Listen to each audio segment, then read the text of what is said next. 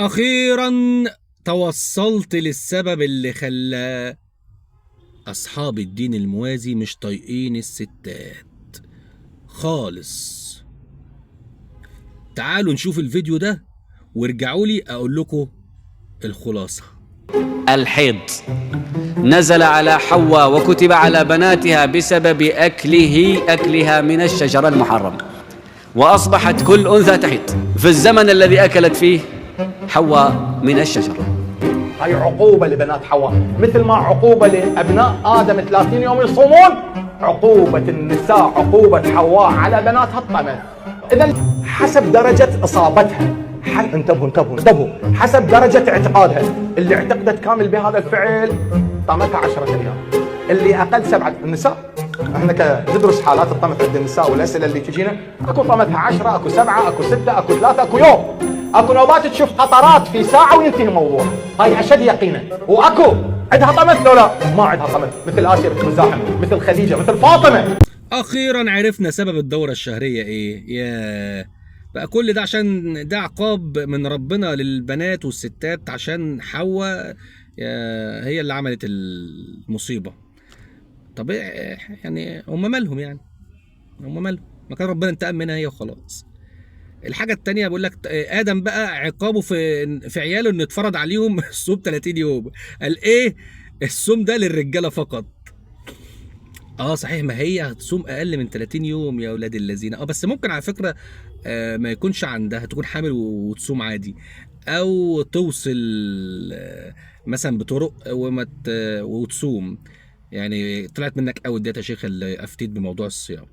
واحد تاني جاي بيقول لك ايه، اصل اللي موافقه قوي على موضوع موضوع حواء واكلت الشجره والكلام ده، اكلت من الشجره جالها 10 ايام.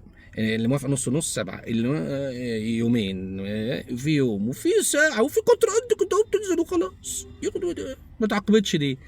ايه ده؟ ايه قله الفهم دي؟ طبيعي قله فهم، لانكم بتنقلوا عن معلمينكم واللي انتوا جايبين منهم العلم بتاعكم والتخاريف اللي انتوا كاتبينها دي. هو مين اللي قال ان ادم مراته اسمها حواء؟ مش ربنا، امال مين؟ اليهود. مين اللي قال ان حواء السبب؟ اليهود، وانتوا ماشيين وراهم. مع ان ربنا في القرآن ذكر ان فأزلهما الشيطان الاتنين، بل ان ادم هو اللي كان مكلف، وربنا كان بيتكلم ادم ويعاتب ادم.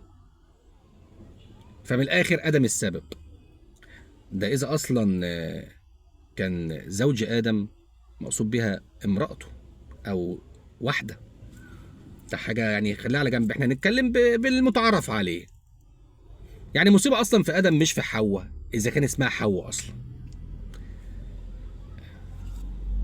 بس لا، كويس انتوا يعني متطورين في موضوع التخاريف. ما انتوا بتصدقوا اي حاجة وتقولوا اي حاجة، واهم حاجة تملوا القعدة. املى.